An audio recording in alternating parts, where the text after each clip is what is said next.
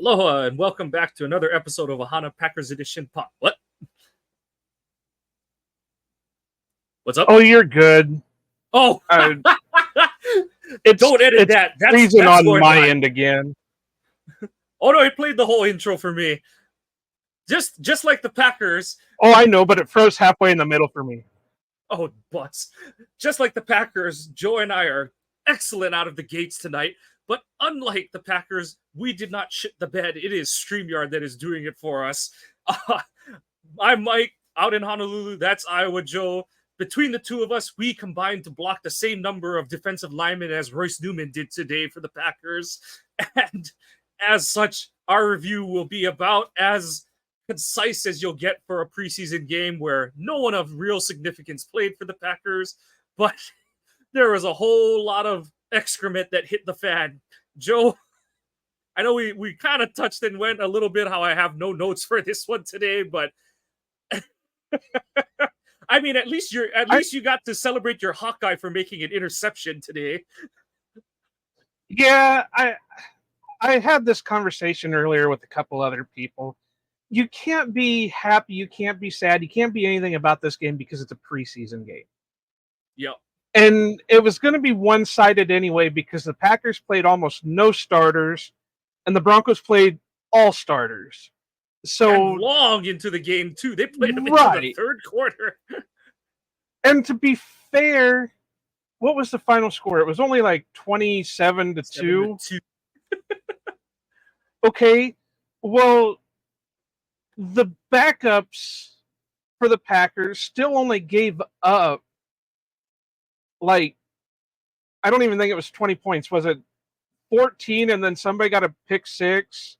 And that bumped it to basically the offense spotted the Broncos 10 points with the long interception by the long interception that Clifford threw, and then Pratt got strip sacked at early in the third quarter. So that pretty much gave away 10 points to the Broncos at that point. But yeah, other than that, and then the rest of the points were scored in like no man's land in a nowhere, like you said, a nowhere preseason game. So I know. Right. I've seen a couple different reaction articles where it's like there's some problems, and like you can't sugarcoat all of it. There are definitely some issues that popped up today, but at the same time, like you said, it's really hard. The two of us are digging into our other segments for this one because it's just really hard to draw any big conclusions from this game because it was a JV versus Vars game for all intents and purposes, being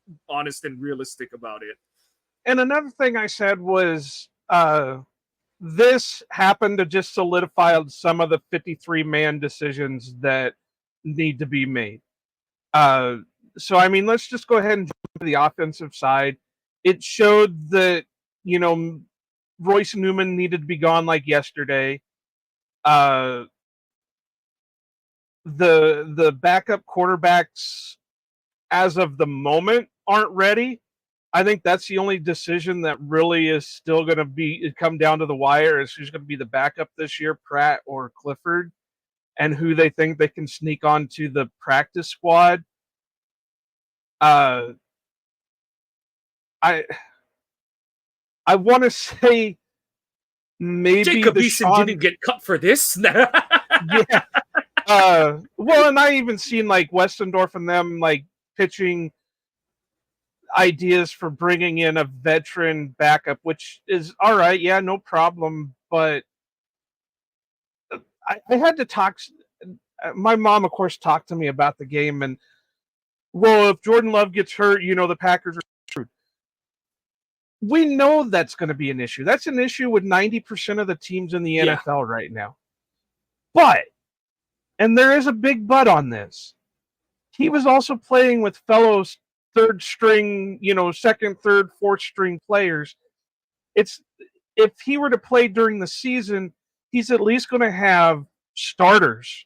Yeah. He's going to have a starting offensive line. He's going to have starting receivers. He's going to have a starting tight ends. He's going to have a starting fucking defense. I mean, he's going to have whoever takes up the backup role is going to have their starters if they have to go in for any kind of time season. So that's not to say that that gives them a pass by no means. Yeah, it won't Because, paper mache over everything, but it would make a difference to have guys that can actually make a simple block. Like, right. what we basically found out, the big one you pointed out is the O line. Like, we don't even need to go over the Royce Newman thing again because we've made our peace and several times over on that one. The biggest part I saw, other than that, is that what today's game proved is Green Bay does not have a swing tackle worth a damn on this roster right now. It's not Andre Dillard. It's not any of the. We didn't see Caleb Jones play when it quote unquote mattered. Where they played they played Telfort and oh shucks, I'm totally blanking on Glover. They had Glover out Glover. there for a while. Yeah, and I the thought two he of looked them pretty were decent. Yeah, he struggled at the beginning, but I mean, I do think it's comparing polished poop to unpolished poop, but I thought he played better than Telfort did because Telfort was about as useful as a cracked speed bump today, and I couldn't believe they played him at left tackle after they got Dillard out. And yeah, well, that goes back to what you said. They're trying to figure out what their swing tackle situation is going to be. Yeah, so you got to have them play both sides. I think Caleb Jones played a little well, but spoiler alert, I don't think he's going to end up on the roster just because I think I don't either. I only he's throw his used up name out too many because of he's his a guy chances. that. Yeah, I only throw his name out because he's a guy that he different kind of player, different kind of athlete, but he got the Yosh treatment where they've kept him around for a couple years, kind of thing. But like you said, he's never. Yosh at least had moments where you're like, maybe this guy should be, maybe he should be moving up the depth chart, kind of thing. None of these guys, they're all by default moving up, and unfortunately, they're just potato sack racing each other to get to the swing tackle spot on this roster. So yeah, it doesn't leave you in the biggest, warmest feeling of positions. But I mean, yeah, I think the number 3 offensive tackle is a way bigger concern than whoever quarterback 2 is, because as was it Tom Moore, I think, once said, we don't practice for screwed. So of course he used a much more colorful term than I use, but yeah. So I mean, and to continue on with the offensive line, I think we found out tonight that the Sean Ryan at center experiment wasn't that great. He may be a guard, a good guard, but I don't think he's that great of a center. And I don't definitely think not he's with that, Newman next to him. yeah, no shit. And I don't think he's that great of a run blocker. I mean, he held up pretty good in pass blocking, but Emmanuel Wilson and Merriweather did a little bit, but the guys that were running the ball just couldn't catch him, get a lane to get. I mean, Wilson at least fought for what he could get out of it. And his one good run, he had to still break a tackle in the backfield. So yeah, like it was tough sledding all day. I mean, basically, like you said, no one really had shining moments. Like there were like 2 or 3 guys who had a shining moment. On offense, though, it was just a lot of like confirming priors, as a lot of different guys will use the term. And it was Royce Newman is still who we knew he was. Tyler Davis still can't block a soul. Needs to be gone. Him and Newman need to both be gone. Because he couldn't block, he couldn't catch, he couldn't fucking do it. He had that sequence where Davis misses 2. He misses 2 pretty relatively simple blocks on run plays, and then Newman gets dropped into Clifford's lap on what was the play. Clifford ends up getting sacked after he rolls out. And then that drive gets extended via Dan Whelan being the hero he is and selling a roughing the kicker penalty. But and that's the other side of it. Like for the whole first half of the game, the Packers' 2 best, most productive plays were 2 penalties. And so one of them was that roughing the kicker, and then the other one was a face mask after Clifford just, for whatever reason, couldn't handle a snap from under center.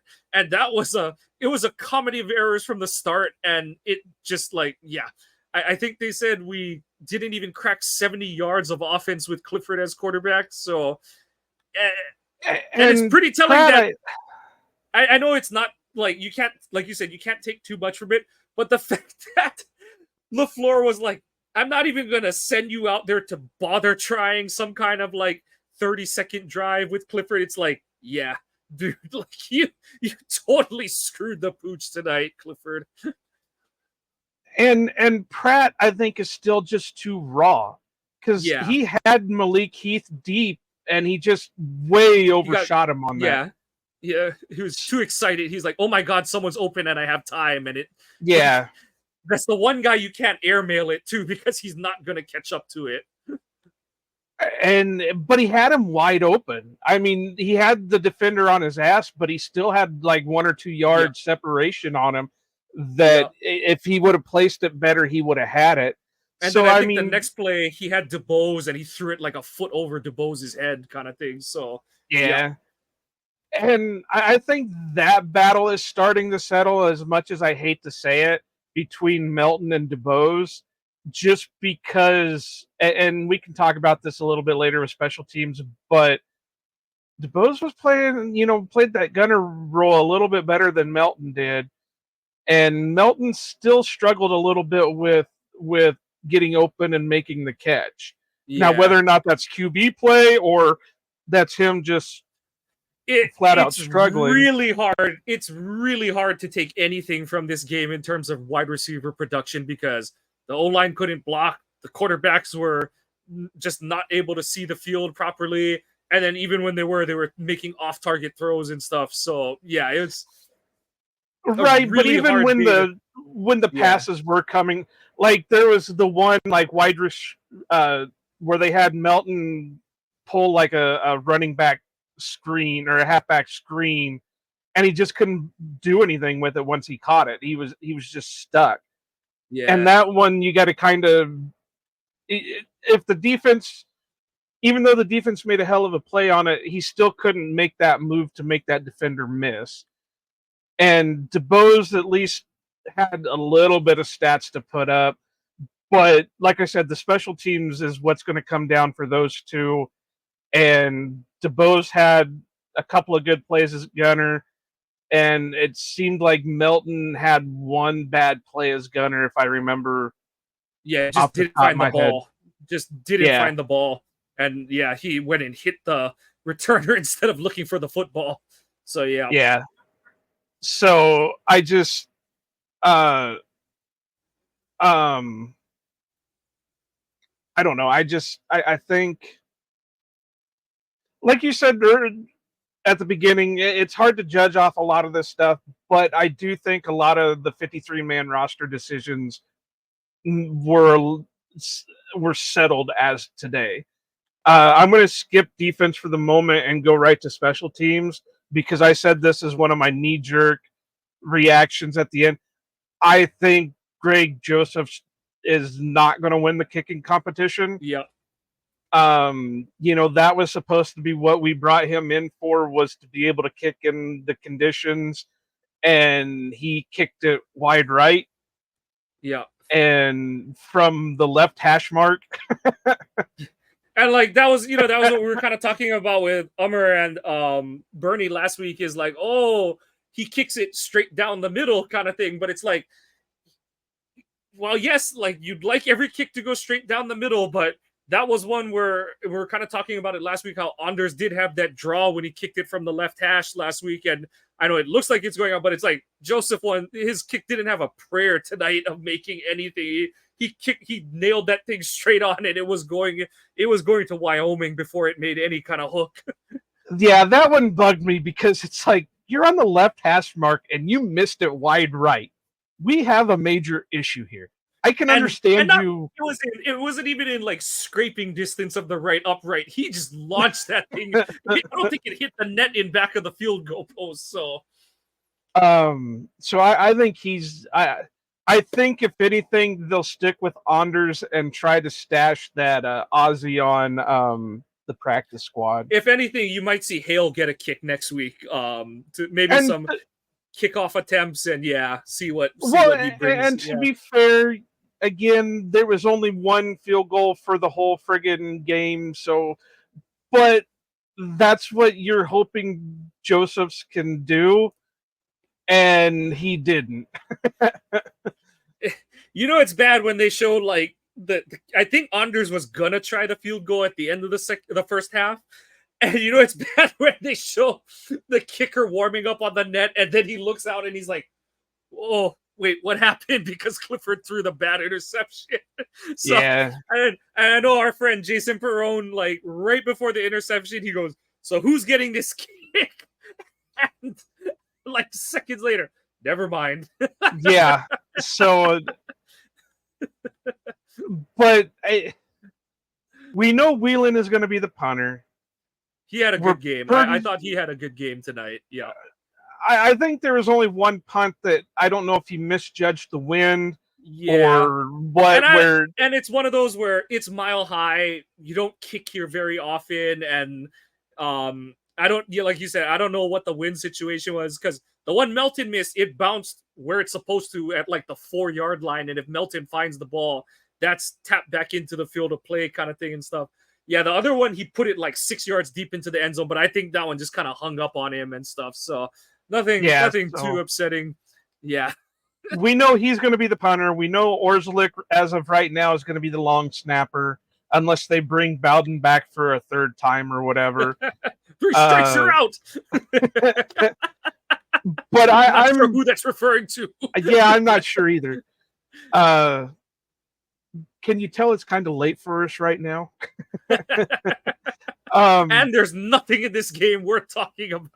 It's like Ant-Man when he goes, "Everything is bad out here, guys." But I'm pretty confident to say that Anders wins the competition, and they're just going to try stashing Hale on the practice squad. Yeah, and give him kicks in practice, and if it gets too bad with Anders, then they just go ahead and bring him up and get rid of Anders. Yeah. Unless after final cuts, there's a guy that they just can't not bring in. So I think I've read an article.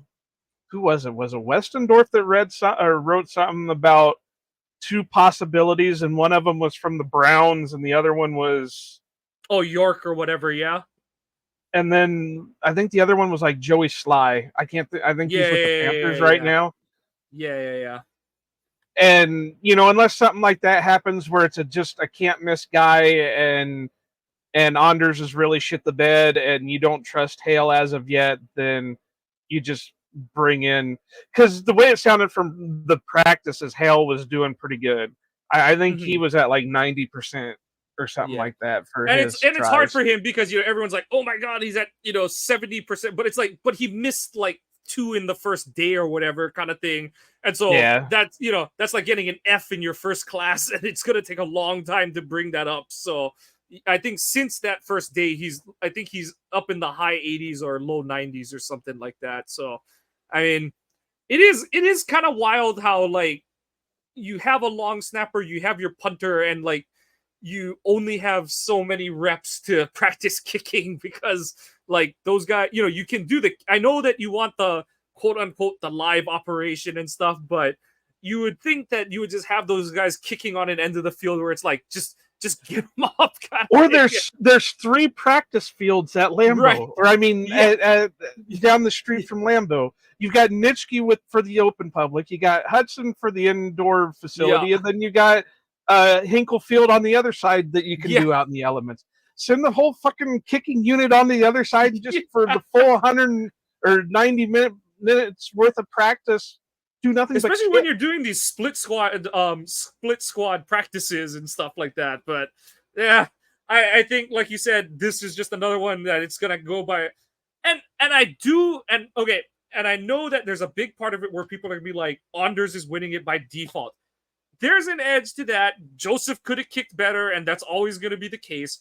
But Anders has, he hasn't had that many opportunities across 2 preseason games, but he's made his kicks in the preseason games. I know he's had some rough practices here and there, but at the same time, he has relatively outperformed Joseph, and I do think he is the better of the 2 at this new kickoff rule stuff. So, it all needs to get taken into consideration, and hey, I'll be with all of you if he misses an important kick again. I'll also be throwing my hat on the ground and stuff. But it's one of those where unless you find your Tucker or like a Chris Boswell like the Steelers have or something, you're just hunting for that guy for as long.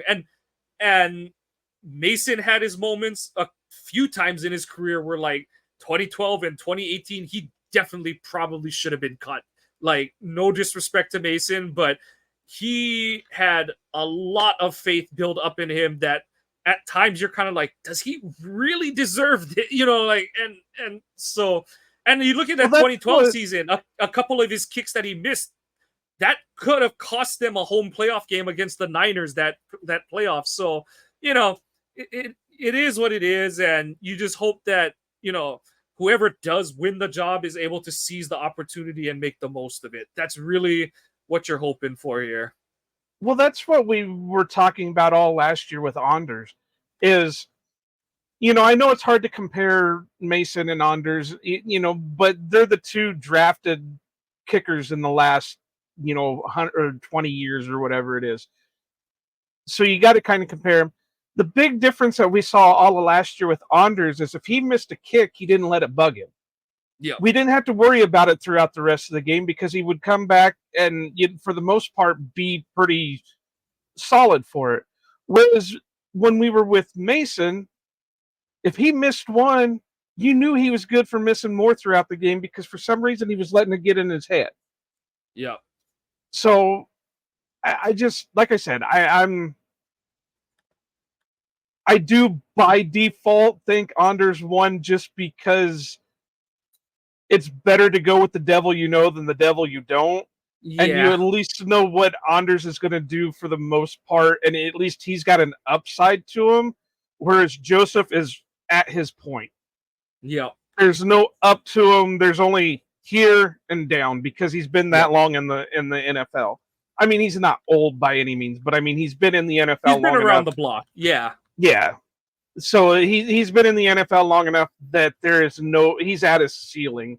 There's no more upward momentum he can get. Yep. And hell, we don't know. I wouldn't be surprised if the Aussie, or Aussie and the Irish, the Irish guy knew the kickoff rules a little bit better because just kind of watching a little bit of rugby in the Olympics, you can tell they know the kicks a little bit better and they can place them a little bit better for like kickoff stuff. Mm-hmm. So it makes me wonder if maybe he'd be better off with the kickoff rules. I don't know. Did he spend any time in like the XFL or the UFL or anything like that? That, because if he did, then he definitely knows better because this is a rule adapted straight from that league. Yeah, I'm not super sure about that. Oh, well, it doesn't matter. Yeah. So let's go ahead and just jump with the defense then, huh? Yeah, more of the same. It's a lot of just JV against the Vars. Halfley's not showing many, if any, cards. The one blitz he called, the defense totally biffed it. I did tweet about it where, like, the couple plays before, Carl Brooks kicked someone's ass so hard that he drew a hold and what's it called? And he drew a hold, got the sack, and then they could have kept the sack and stuff, but they ended up taking up the hold, and then Kalen King misses a tackle on the sideline on 3rd and long. But that was the play where it's like, okay, like Halfley actually sends the house, and then you got 5 of the guys running right into the middle of a blocker, and it's like, okay, you gotta like attack a shoulder and try to go through the past the Leafs resistance. So but other than that, like I said, Morton obviously had the highlight sack play.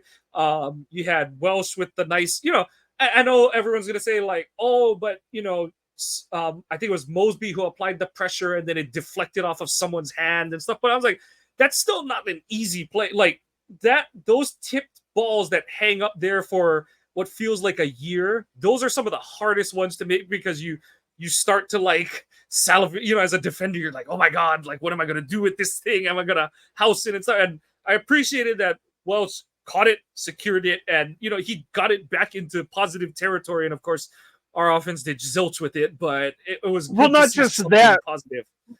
but usually with them pop-ups, it allows more people to gather around, so more mistakes can tend to happen. Because you've got like 3 defenders and 3 offensive players fighting for the ball, so it can bounce around like that. So he Yeah. did well. Cox had a sack. I thought he was doing pretty good all through the night. Yeah, it just didn't look good on that Mosby, one. He just didn't look good on that one touchdown run by Stidham because he got smoked trying to catch up to the play. But his pass rush was okay. It's just like I said, this is and you would like you do want to see guys win their one-on-one plays more often. But at the same time, I think Mike Wall said it on a Locked On Packers episode where he's like, the average fan does not give enough credit to the difference between a starter at the NFL level and a backup. Like, there is a distinctive talent difference, and we saw it tonight. You had a few guys. There's a handful of guys that played tonight for the Packers that are either draft picks with upside or guys who have flashed in the past, kind of thing and stuff.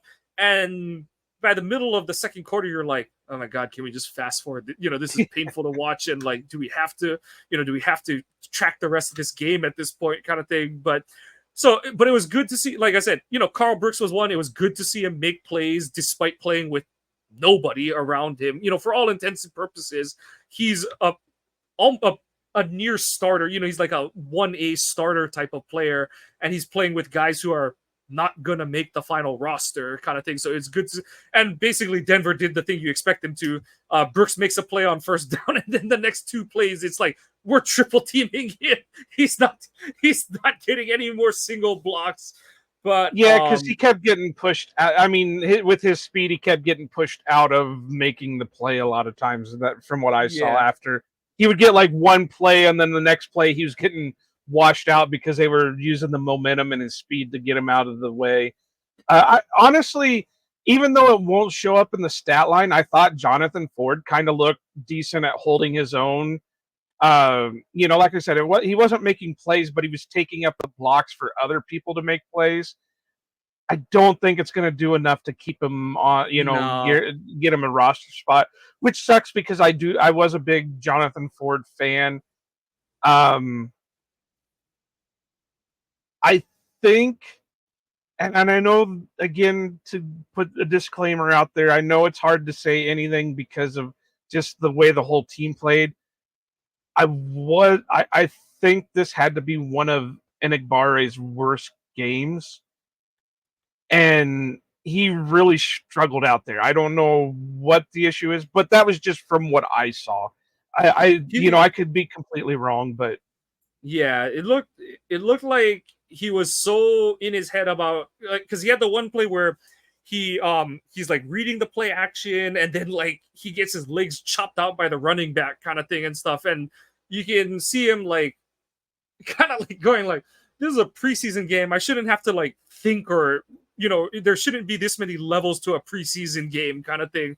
So yeah, that was a little disappointing to see that he didn't have too much of an impact. But Lucas was kind of quiet tonight too. But also, I do think I tie Lucas's more to like the lack of any sort of a game plan. Hafley kind of just said, yeah, and I know they do have some game planning that goes into these games, but it really was like it really, from what we can see, it really did just look like Hafley was like, go out there, try to play at 100%, just try to go at 100 miles per hour, but we're not gonna, there's nothing super sophisticated. There's no like cross dog blitz from the inside linebacker or anything like that. We didn't see, like a true mug look or anything. Like, I think it was nice to see Oladapo get out there. I know he had like a rough first opportunity where he kind of like broke down in space a little funny and missed a tackle in space. But then the next play, that run gets called back for a hold.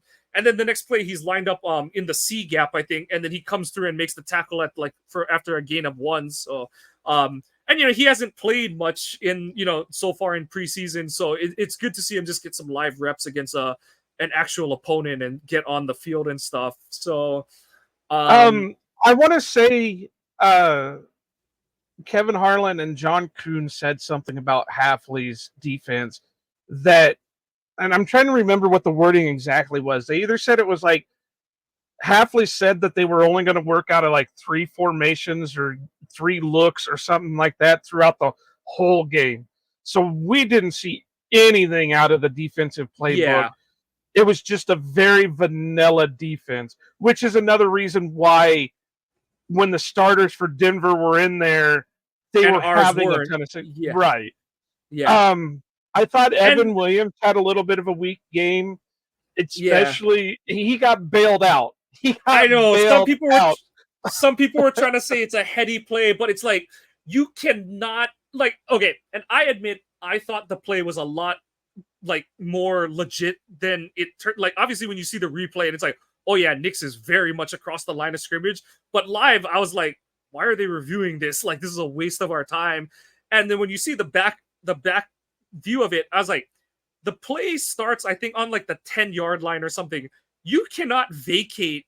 I know that Nix can run and stuff, but you cannot vacate a front pylon receiver to go chase the quarterback until he has definitively broken the line of scrimmage by a few yards. Like, yes, and that's the thing, it was like 3rd and 1. So it's like if he breaks the line of scrimmage, he's got a first down. So don't worry about it. Like, you know what I mean? Like, you got to make the tackle, yes, but it's not like stopping him from gaining 2 yards makes a difference. Like, he just needs he needs to trip over his own feet going forward, and he's going to get a first down. So it's like, play your responsibility.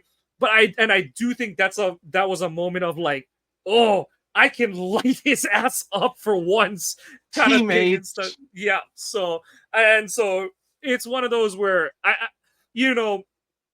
you're seeing some different people say like, oh, like he knew. I was like, I don't think he knew. Like and like I said, you cannot play it that tight because if you don't have the right replay angle, if the replay system craps out, you've just given up a touchdown for a gamble that's really not worth it. So yeah, you cannot take that gamble.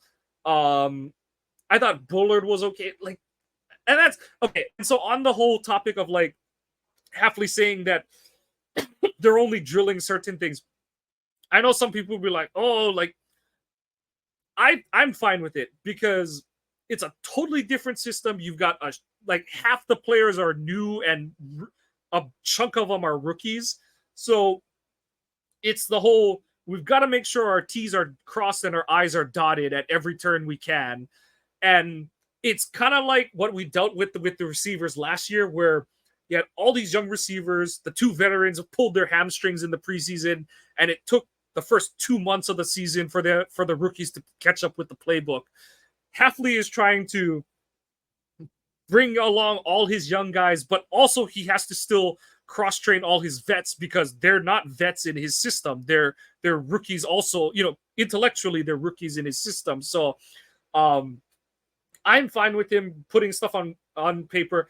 And and I saw Uglum, he kind of made the like, snarky remark about Sean Payton like putting shit on film in a preseason game and stuff. And on one hand, it's like, yes, you do need to see Nix execute different stuff. But on the other, it's like, you're running like a double drag cross the field play action under route that it's like, for all intents and purposes, Nix should be able to make that pass no matter what is happening. And it's like, you're going to unveil that in week 2 of the preseason. So, I mean, to each their own and stuff, but I'm okay with Hafley going the route he is. Like I said, you just like to see guys make more plays than they did. Win your one-on-ones. Guys are going to get double teamed. Guys are going to be outmatched. I'm not at all surprised that Cortland Sutton and Tim Patrick got theirs against our backup secondary, because those are guys who at different times have been Pro Bowl level performers in terms of their production on the field. It's like, and then you go a step further and Sean Payton has to show he's a genius. So it's like, I'm going to run halfway deep into my playbook in a preseason game. So I'm fine with Hafley just saying like, get your work in. But like LaFleur said after the game, you would have liked to see better out of the guys too. So Yeah. that's the like you said, you can't be so upset about it, but you also don't have to be happy about it. And we know LaFleur is definitely not happy about what he saw out there tonight. Well, and there was some stupid things that went on, and you could see it was kind of frustrating LaFleur on the sideline because, I mean, I'm not a lip reader by no means, but he was getting, pretty verbal over there, and especially on the defensive lineman that jumped the snap, and he just looks at him as he's running off the field, and he says something to him, Yeah, and it's just like, yeah, I can see him getting frustrated, but the one thing that I worried about, and this would be the thing that I would be working on all week this week, is they reverted back to just throwing shoulders and shit for tackling. yeah.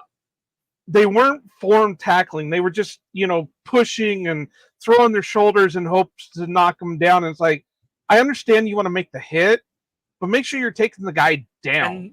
And this is a week after we were just lauding them for how well they tackled against the Browns too. But yep, yeah, like Kalen King had two bad ones on the same drive. One was the bad whiff on that 3rd and long play where he broke all 3 of the critical rules from making a tackle at angle. He led with the wrong shoulder and put his head on the wrong side of the guy. He didn't use his arms and he ducked his head at the point of contact. So it's like you guaranteed a whiff unless like the guy tripped over the grass after you passed by him, kind of thing. So well, even Bullard did the same. Not really did what King did, but on one stop, he just threw his body and threw his shoulder into it, but he didn't wrap, and the guy just like shrugged it off and got another couple of yards out of it. Yeah. So it just they kind of reverted. So if it was me as the defensive coordinator, that's what we're working on the whole next week here. Yep, absolutely. But I think we'll just be talking in circles if we stay with this one any longer. Yeah, I do want to give props to Morton just for his play.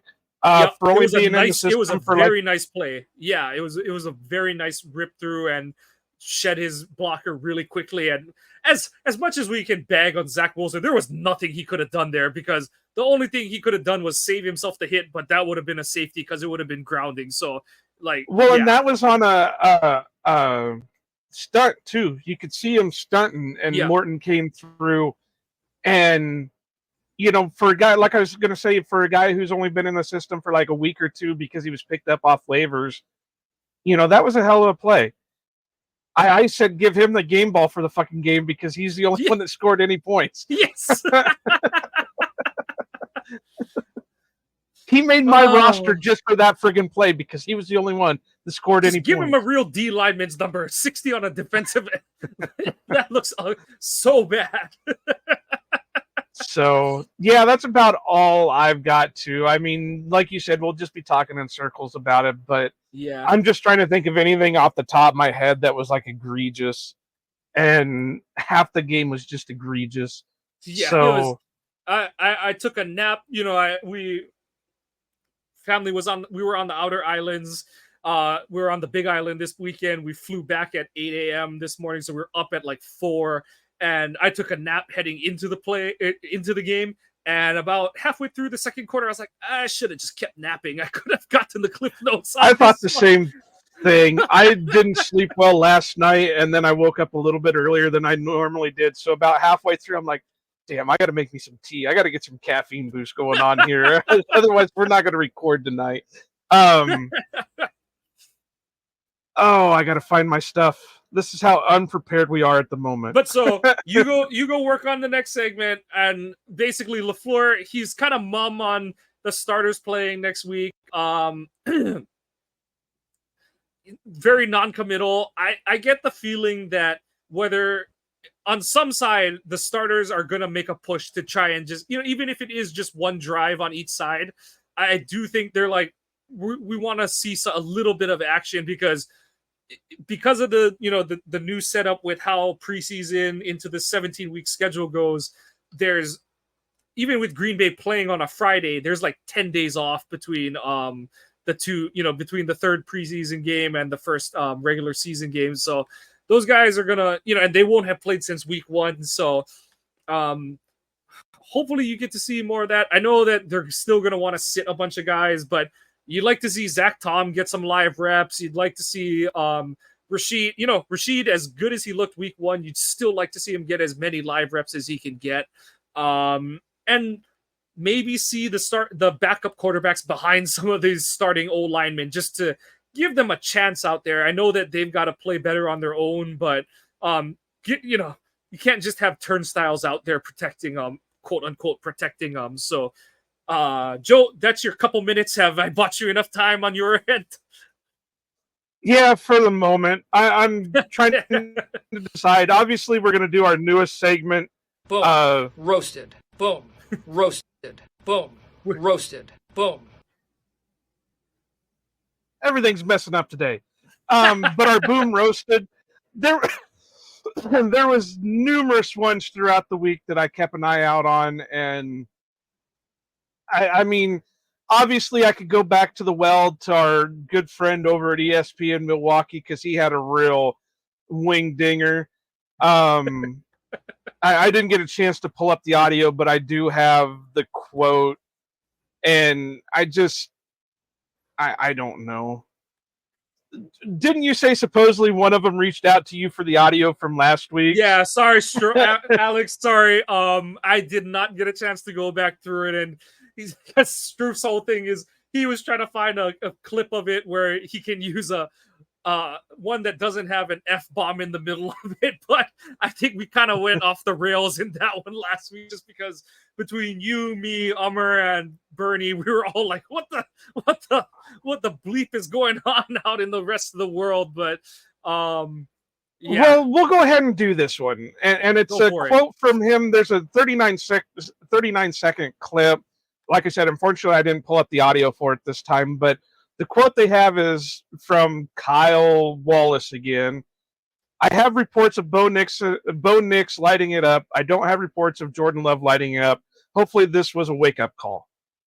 A wake-up call for what? That Jordan Love wasn't worth the fucking money that you paid him, or that the Packers paid him? Or maybe they weren't going to put everything in the world for everybody to see out in the open, and they were just going vanilla to get the reps in?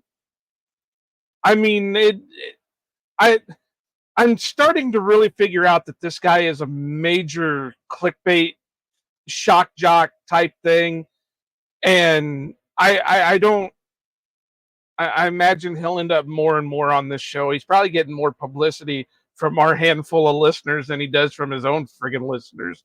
So it kind of just goes back to what we were talking about, how this preseason game went, where it's like, and on Denver's side, they do need to figure out who their starting quarterback is. They did use a first-round pick on Bo Nix, and well, that's the thing. Yeah, that's the thing. They need to see what they have in Bo Nix because they have no tape on him other than what was in college. Yeah, we don't need to prove it from Jordan Love because we saw what he did last year. Yeah, was it great throughout the whole year? No, but it was enough that they trusted in giving him the most money a quarterback is, the highest paid deal. And it looked pretty damn good for his 3 plays last week Sunday. I mean, JT O'Sullivan made a whole 16-minute video on how impressed he was with his 2 throws and stuff. So yeah, it's what it is. Like I said, I have no problem with LaFleur and Hafley taking the meat and potatoes approach with this. It's preseason. My attitude has always been, we don't need to see you do the extravagant and the special. We need you to be able to do the in and out, the day in, day out work that, can you block a 3 technique? Can you block duo as a run, as a run blocker? Can you make a 5-yard hitch throw in rhythm and on time as a quarterback? That's all the shit they're working with Love. How is the most sophisticated thing they're probably doing is like, okay, let's take some deep shots and let's see how it's looking. Is it looking good in the cross match practices between them and the Broncos? Other than that, I don't care. And we saw it in the game. Like LaFleur called the very basic play sets. We didn't see anything. We didn't see any double passes or flea flickers or anything like that.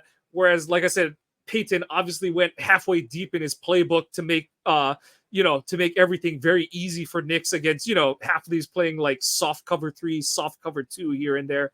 So go figure. It'll play out, but well, and you said it that what the Packers are doing right now with their starters is just giving them reps to get them in condition. Yep. It's not to get them, this isn't, week 1 of the regular season and we have to do game planning for, the team. This is just to get reps and figure out what you have after your starting 22. Yep. So for you to come out and say, well, I hope this is a wake-up call for, Jordan Love or the Packers because of Jordan Love. No, it's not. Shut up. There. Is that clean enough for you, Strauss? No F-bombs, so I think he could use that. But yeah. Now I can say it after I give him the clean audio. Shut the fuck up. I mean, really. I have, like I said, I have a feeling every fucking week it's going to be, well, Kyle Wallace said this one or Kyle Wallace said that one. So do better. As Joey Swoll would say, do better. Mind your own business. What else you got for us today?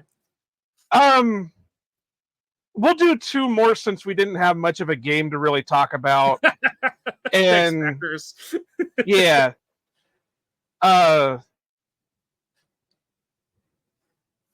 trying to think. There was. Are you going to do the Xavier McKinney one? Yes, that's the one I was looking for. I was looking for my picture of it. I've been screenshotting these things. I just didn't happen to get them up on here. So Chad Forbes, and it sucks that I have to call out a Forbes because that's my grandma's maiden name. So for all your and for all you identity thieves, you're not going to get anything but fucking student loan debt and whatever. So, but Chad Forbes, who's I don't know what he is, but his Twitter handle is at NFL Draft Bites, so I don't know if he's like a draft guru or self-proclaimed or whatever. But this is the tweet he sent out just 4 days ago. Xavier McKinney's $16.75 million per season and $23 million guaranteed. Justin Simmons 1 year, $8 million. Packers really overpaid for X. No. Come on now. It just Simmons is older. That's a farmer at work right there. He's tilling his fields. Yeah, and I was going to look that up. Isn't Simmons like 30 or 29-ish? So you have the age gap. You have the fact that Simmons, who it's a guy that both of us would have been open to, Gutekunst trading for last, at the deadline last year. But it's like, if this guy is such a commodity, why is he signing when preseason is, forget it's not just after the draft. It's not after the first week of preseason or of free agency. McKinney was at the top of the safety list in terms of free agency this year. So there is Green Bay did have to pay a premium for that. There's no way around that side of it, but Simmons did not sign the first week of free agency. He did not sign the second week of free agency. He did not sign before the draft. He did not sign right after the draft. He signed week 2 of the preseason. 32 teams, including his own, who we played tonight, said, we do not, or I guess 31 technically, but even the Falcons didn't sign him until, Monday or Tuesday or whatever the hell they it had was. To. Yeah. Because their safeties fell off the side of the sidewalk walking to practice or something. Right. But, so they didn't sign him until they absolutely had to. So even they can be considered in this that nobody wanted him at this point. It's the whole Tom Brady got picked in the 6th round kind of. It's the equivalent of that, where it's like, and I know where you're going is just like to compare cost. It's like, okay, like I said, like you pointed out, age. McKinney is 25. Simmons is like 30 or 31 or something. Well, I just had to look it up. McKinney just turned 25 on the 9th of this month. Simmons will be 31 come November. So there's a 6-year age difference between the two of them. Yeah. One is just coming into his prime. The other one is coming out of his prime. Yeah. There's going to be a money difference between the two of them. And honestly, that's worse that he's signing 1 week into preseason and he's not getting the vet minimum. Like and I know it's only 1 year and stuff, but you paid like real money to get this guy to come to your team. And like you said, he definitely had leverage because he's like, you obviously need me to play here because you have. Well, and I don't even know what the contract breakdown was. How much of it is guaranteed? Yeah, I didn't bother to look into it because I didn't care that much. But yeah, my point on that is, how easy is it going to be to cut him if he doesn't live up to that number? Because it's 1 year, $8 million. So if he's only getting like 20% of it guaranteed, he's an easy cut. The Falcons can say, you're done. We'll just bring in a couple of UDFAs for we just spent on you. He's not part of the future. He is a Band-Aid on a broken leg at this point for the Falcons. There's a cost difference, but it's Green Bay is looking at McKinney to be a part of their hopeful Super Bowl contention the next 3 to 4 years. Simmons, like I said, like we both said, 32 teams looked at him. Green Bay had a lot of people going, they should sign him. They should sign him. We didn't. No one in the NFC or NFC North did. Yeah, it's whatever. So again, we'll bark up a different tree. Shut the fuck up. Maybe that's what this segment should be, is just shut the fuck up. All right, my last one is a non-football one, but I had to do this because this person really kind of pissed me off with their take. And I know it's going to kind of hit you a little bit because you are a fellow dog owner, but this person, Mindy, or at Mindy ISSER, and I only caught this from like a retweet, and this is the post and the added post to it. I still love my dog, but I worry / care about her a lot less since my baby was born. She gets all of her needs met, but the affection I feel for her has decreased. I think it's perfectly normal to feel this way, and most of my friends do. And then she had to clarify, because she was really getting called out on this, that I'm not saying neglecting or abusing your pet is good. To be clear, it is bad. I just don't care about my pet as much as I used to. It's sad because everyone told me this would happen, and I was so indignant and shocked, and it turned out that everyone was right. I don't know who the everyone in your fucking circle is, but they're wrong. Yeah, I'd like to say, and someone who's like in her position, obviously I'm not a mom, I'm a dad kind of thing, but as someone who's in her relative position, but you have kids. Yeah, and had dogs, but it's like, you don't love your dog less. It's just that there are other beings that need your immediate attention all the time. But I don't love my lab any less. I don't love my Rottweiler any less. If anything, they probably keep me a little more sane at times than my kids do, just because they're a little more willing to put up and shut up with it when I tell them to. But sorry, Marisol, I'm just kidding mostly. but and the two of us, we talk about it all the time where, we will kind of stop and be like, do you think they're still happy, right? Like we're talking about the dogs where we're like, we have to, because we have to, you have to take care of your kids kind of thing. You have to invest a lot of time to make sure. Jalen is 4. Our daughter is just turned 1 this year. And it's like, they're at that stage where they can't take care of themselves. Whereas the dog is like, as long as you feed them and, take care of wherever their living situation is, they're pretty, you take them on walks and stuff like that. But it's like, they're relatively self-sufficient, like 20 out of the 24 hours of a day, and, obviously it helps that a bunch of it is spent sleeping. But no, like, I do not love my dogs any less. Like, if anything, like the dogs and the kids, they cross enrich, my feelings for each kind of thing. That's the way I look at it. So yeah, I do not recognize that whole, like, that's the thing. Yeah. That's the thing. That how many videos do you see where the dog and the kid are like sleeping together and riding in strollers together or in wagons together, Yep. or the kid and the dog are playing with each other? That doesn't seem like they get cared for less because the kid comes along. I fully admit I don't have kids. But my dog is my dog. I don't think there's anything in the world that could make me care for my dog less. Whether it be a kid, whether it be a spouse, whether it be anything. I don't think there's anything, because, and this isn't to say anything bad about relationships or anything like that, but they're called man's best friend for a reason. Yeah. Because that dog is going to be there for you no matter what.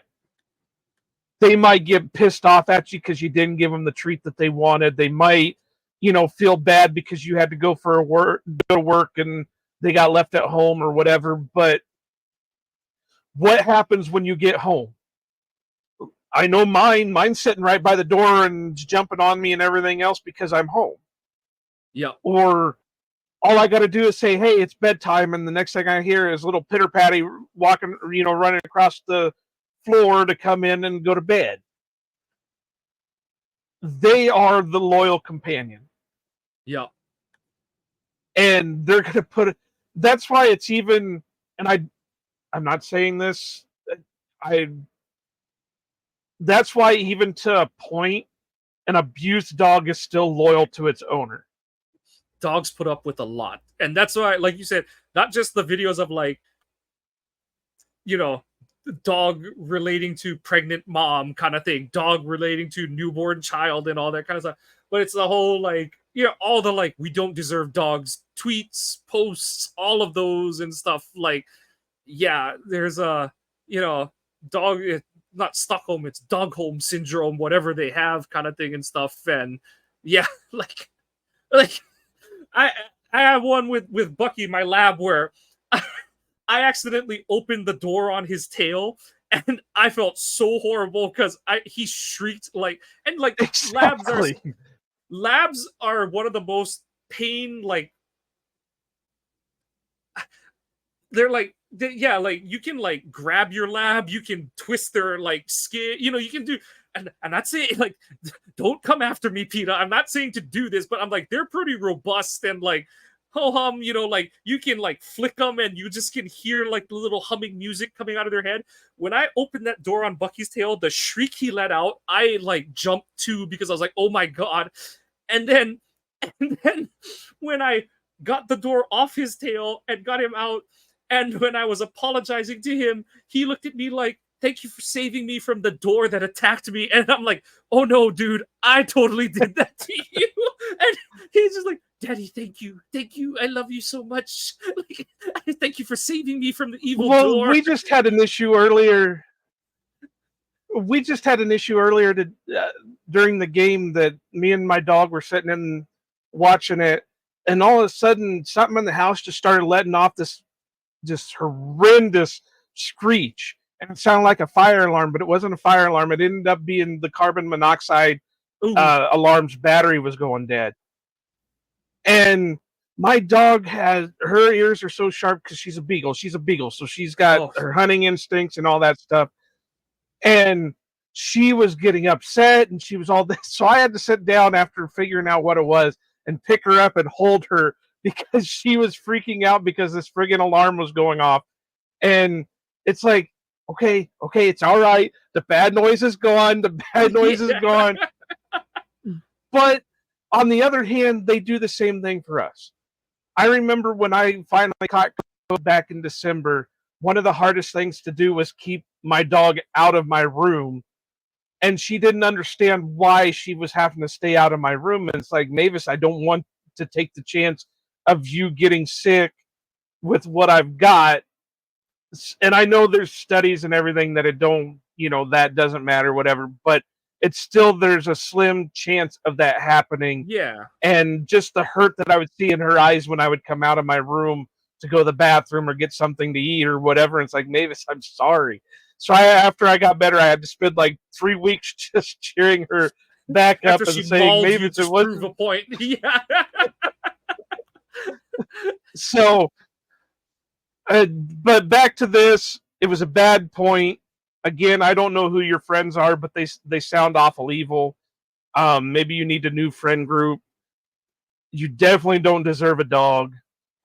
I'm sure somebody else would take better care of it. And also on the dog topic, be sure to adopt, not buy. There's a lot of dogs out there that really could use your love that are already in lockups. Don't feed the puppy mills and the breeders and stuff like that. Go get you somebody that's going to show you unconditional love because you rescued them from the pen. That's my PSA for this episode. Yep. And yeah, there like you said, there's many things. Like it's really great to come home to your kids, and it's really great to come home to your dog. They're similar, but they're also different, like in good ways. And I don't mean that I would ever pick one over the other. There's great thing, like your kids can eventually talk to you. Your dog will always look at you in a special way that is never gonna go away, kind of thing. So yeah, yeah. Like when my dog talks, I would rather listen to my dog talking than the kid talking, because my dog talking is laughable. And on that note, we will put a bow on tonight's episode. Thank you for joining us on tonight's Ohana Packers Edition podcast. We can be found on our website, ohanapackers.org. Please check out our blog posts, the streams, the videos of all of our episodes between us and Cheese Talk Pod. Check out our merch, support the channel, get Joe some better signal boosters for his interwebs so that StreamYards won't take a dump on us every week.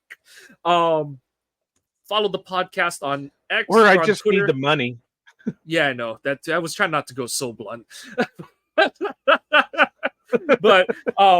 we didn't want to get into poor territory. Please follow the pod on Twitter at Ohana_Packers. You need to be following it to be eligible for any drawings, any events we do. Also, like we said, especially as we get into the bye-week time, we're going to put out polls for what kind of coverage you want from us in that period. Excuse me. Follow the pod on your favorite podcasting apps. Give us a like and a subscription. Positive and negative comments, please give us your feedback. We want to be producing the content you're looking for. We finally got Joe back. Joe is on that side. It's so bad that Joe has moved to the other side of the screen at this point. And to close out the night, we say go Pack Go and Aloha.